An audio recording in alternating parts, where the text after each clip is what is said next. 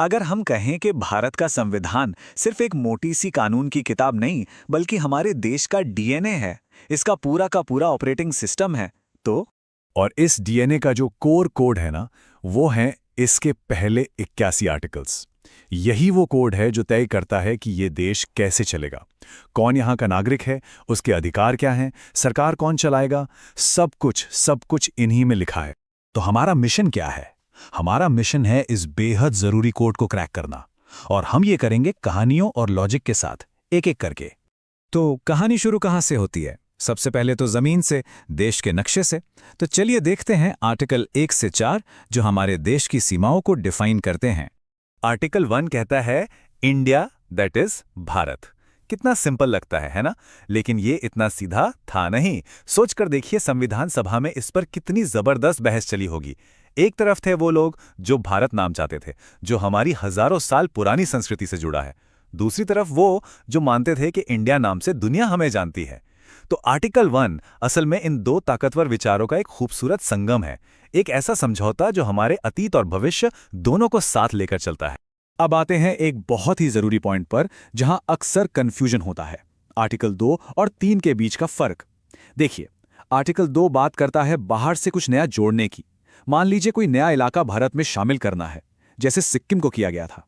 इसका सिंपल सा मेनोमिक है, दूसरा मुल्क ऐड। वहीं दूसरी ओर आर्टिकल 3 देश के अंदर होने वाले बदलावों के बारे में है, जैसे किसी राज्य को तोड़कर नया राज्य बनाना। आंध्र प्रदेश से तेलंगाना का बनना इसका सबसे अच्छा उदाहरण है। तो इसका मेनोमिक है क्रिएट, कट, चेंज। अच्छा, तो क्या हर बार जब कोई नया राज्य बनता है या सीमा बदलती है तो संविधान में बड़ा बदलाव करना पड़ता है? यहीं पर एंट्री होती है आर्टिकल 4 की, जो एक तरह का हेल्पर है। ये कहता है कि आर्टिकल 2 और 3 के तहत जो भी बदलाव होंगे उन्हें बड़ा वाला कॉन्स्टिट्यूशनल अमेंडमेंट नहीं माना जाएगा। नहीं, उन्हें संसद एक सिंपल मेजॉरिटी से, मतलब आधे से सिर्फ एक ज्यादा वोट से पास कर सकती है। और इसी वजह से हमारा संविधान इतना फ्लेक्सिबल है, इतना लचीला है। तो देश की जमीन तो तय हो गई। अब बात करते हैं उन लोगों की जो इस जमीन पर रहते हैं और उनके सबसे जरूरी गारंटीड अधिकार जो दिए गए हैं संविधान के पार्ट 3 में, आर्टिकल 12 से लेकर 35 तक। जब हम कहते हैं कि राज्य हमारे अधिकार नहीं छीन सकता, तो इस राज्य या स्टेट का मतलब क्या है? क्या सिर्फ सरकार? नहीं, आर्टिकल 12 इसका दायरा बहुत बड़ा कर देता है। राज्य का मतलब है भारत सरकार, संसद, राज्यों की सरकारें, और तो और आपकी नगर पालिका से लेकर सरकारी कंपनियां तक। मतलब हर वो अथॉरिटी जो सरकार की शक्ति का इस्तेमाल करती है, वो राज्य है। और इसी राज्य की शक्ति के खिलाफ हम नागरिकों के पास एक जबरदस्त ढाल है, आर्टिकल 13।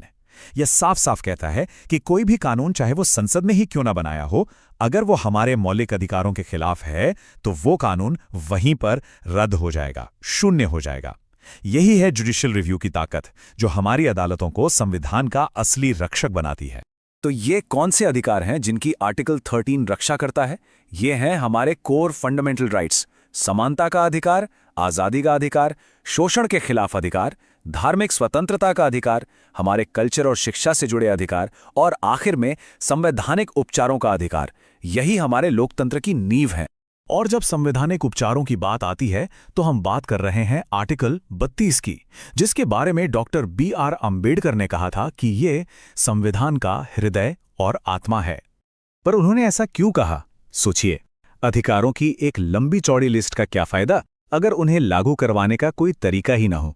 बस यहीं आर्टिकल 32 गेम चेंजर बन जाता है। ये हर नागरिक को ये शक्ति देता है कि अगर उसके मौलिक अधिकारों का हनन हो तो वो सीधे देश की सबसे बड़ी अदालत सुप्रीम कोर्ट का दरवाजा खटखटा सकता है। और इस आर्टिकल के तहत सुप्रीम कोर्ट 5 तरह के खास आदेश जारी कर सकता है, जिन्हें रिट्स कहते हैं, ताकि अधिकारों की रक्षा हो सके। इसे याद रखना भी बहुत आसान है। आर्टिकल 32 यानी 3 + 2 हो गए 5 रिट्स। तो गारंटेड अधिकार तो मिल गए, लेकिन देश को आगे कैसे ले जाना है? यहीं पर आती है राष्ट्र की टू डू लिस्ट, यानी डायरेक्टिव प्रिंसिपल्स और हमारे फंडामेंटल ड्यूटीज। यहाँ पर मौलिक अधिकारों और डायरेक्टिव प्रिंसिपल्स यानी DPSP के बीच का फर्क समझना बहुत जरूरी है। देखिए, मौलिक अधिकार एक ढाल की तरह हैं जो हमें मिले हुए हैं और हम इन्हें लागू करवाने के लिए कोर्ट जा सकते हैं। ये जस्टिशिएबल हैं। वहीं डायरेक्टिव प्रिंसिपल्स सरकार के लिए एक टू डू लिस्ट जैसे हैं। ये बताते हैं कि एक अच्छे राज्य को क्या करना चाहिए, लेकिन आप इन्हें लागू करवाने के लिए कोर्ट नहीं जा सकते। ये नॉन जस्टिशिएबल हैं। और फिर कहानी में एक और मोड़ आता है आर्टिकल 51A के साथ, हमारे मौलिक कर्तव्य। सीधी सी बात है, जब हमें इतने सारे अधिकार मिलते हैं तो देश के प्रति हमारी भी तो कुछ जिम्मेदारियां बनती हैं। इन्हें 1976 में संविधान में जोड़ा गया था और याद रखने का एक सिंपल तरीका है, ए मतलब एडिशनल ड्यूटीज। चलिए, तो हमने देश की जमीन तय कर ली, नागरिकों को अधिकार दे दिए और देश के लक्ष्य भी निर्धारित कर लिए। अब आते हैं आखिरी और सबसे अहम हिस्से पर, वो मशीनरी जो इस पूरे देश को चलाएगी, सरकार का ब्लूप्रिंट जो दिया गया है आर्टिकल 52 से 81 तक। तो ये ब्लूप्रिंट शुरू होता है आर्टिकल 52 से, जो कहता है कि भारत का एक राष्ट्रपति होगा। वो देश के मुखिया हैं, लेकिन असली पावर किसके पास है? इसका जवाब मिलता है आर्टिकल 74 में, जो साफ करता है कि राष्ट्रपति को प्रधानमंत्री और उनकी मंत्रिपरिषद की सलाह पर ही काम करना होगा। यही तो है पार्लियामेंट्री डेमोक्रेसी। आर्टिकल 75 इसे और मजबूत करता है जब वो कहता है कि पूरी मंत्रिपरिषद लोकसभा के प्रति जवाबदेह होगी। फिर है आर्टिकल 76 जो अटॉर्नी जनरल यानी सरकार के सबसे बड़े वकील की बात करता है। और आखिर में आर्टिकल 79 जो हमें बताता है कि संसद असल में है क्या। अक्सर लोग सोचते हैं कि संसद का मतलब सिर्फ लोकसभा और राज्यसभा है, लेकिन नहीं। आर्टिकल 79 के मुताबिक संसद 3 चीजों से मिलकर बनती है, राष्ट्रपति, राज्यसभा और लोकसभा। कोई भी बिल तब तक कानून नहीं बन सकता जब तक उस पर राष्ट्रपति के दस्तखत न हो। और फिर आर्टिकल 80 और 81 हमें इन दोनों सदनों की बनावट के बारे में बताते हैं।